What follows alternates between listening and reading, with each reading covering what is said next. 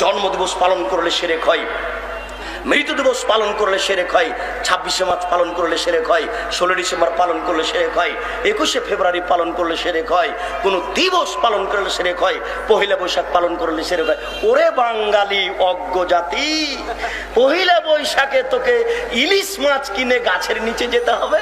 আল্লাহ বিদ্যাও দেয়নি তোকে, বুদ্ধিও দেয়নি। আশ্চর্য বাঙালি।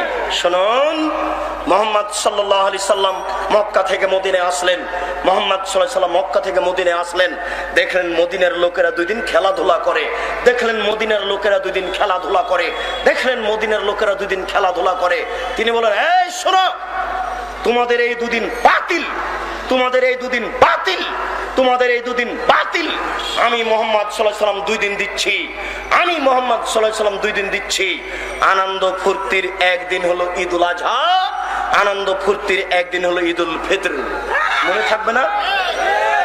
আনন্দ ফুর্তির একদিন হলো ঈদুল আজহা আর একদিন হলো ঈদুল ফিতর। খাওয়া বেশি খান, দৌড়াদৌড়ি করেন, ফুর্তি করেন, তাসবিহ তাহলিল করেন, হালাল যত কাজ আছে সবকিছু করেন, আজকে করেন আনন্দ ফুর্তির। নবী যদি বলতেন, এই মদিনার ছেলেরা শোনো, তোমাদের ছিল 2 দিন, আমি দিলাম 2 দিন।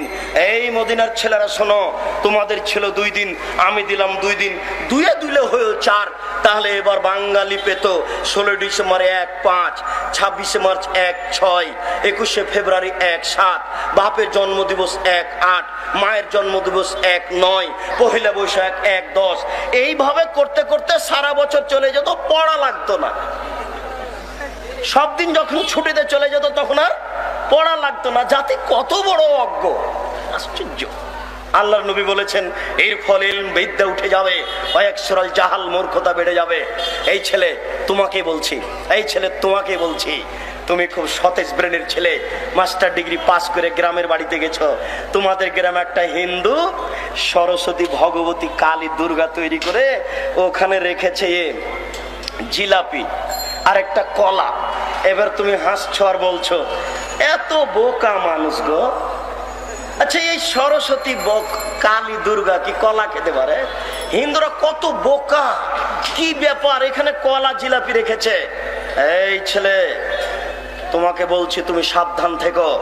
তুমি যে এখন স্কুলে এসে বলছো, এই ছেলেরা, এই মেয়েরা, আগামীকাল তোমরা ফুল নিয়ে আসবা, পায়ের জুতা খুলে দিয়ে বরকতের কবরে ফুল চড়াতে হবে। তোমার মাস্টার ডিগ্রিকে কবর দিতে এসেছি, তুমি মনে রেখো। তুমি বলো, সারা বাংলাদেশ কেন, সারা পৃথিবীর মানুষ যদি পায়ের জুতা খুলে দিয়ে এই বরকতের কবরে ফুল চড়ায়, তাহলে বরকতের 1 পয়সা লাভ হবে নাকি? যদি না হয় তুমি এই কাজ করলে কেন? তাহলে ওর সরস্বতী ভগবতীর কাছে কলা দেওয়া আর তোমার এই কবরে ফুল চড়ানো 2টা সমান নয় কি? তুমি মুসলিম, তুমি মুসলিম, তুমি চিররণবীর, তুমি মরণকে করো না ভয়।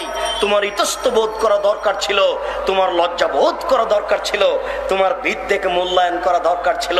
তুমি বেশি না পারলে তুমি ঘুরে দাঁড়াতে, ছি ছি এ কাজ কেউ করে? এই বলে তুমি ঘুরে দাঁড়াও, বাঁচার পথ আছে। তুমি শিক্ষক হয়ে কাজ করো কি করে? সারা পৃথিবীর মানুষ যদি পায়ের জুতা খুলে দিয়ে ফুল চড়াই, বরকতের 1 পয়সা উপকার করতে পারবে না। যদি সেদিন তুমি বলতে, এই ছেলেরা শোনো, তারা জীবন দিয়েছে, তারা রক্ত দিয়েছে, তোমরা একটু তার জন্য ক্ষমা চাও। তোমরা বলো, আল্লাহ এদেশের ভাষাকে টিকানোর জন্য বরকত জীবন দিয়েছে, তোমার দরবারে ক্ষমা ভিক্ষা চাচ্ছি। সে মানুষ, বরকত মানুষ, সালাম মানুষ, তার কোনো ভুল ত্রুটি থাকতে পারে। তোমাকে বলছি, দয়া করে তুমি তাকে ক্ষমা করো, দয়া করে তুমি তাকে ক্ষমা করো। এটা একটু বলতে পারেন না?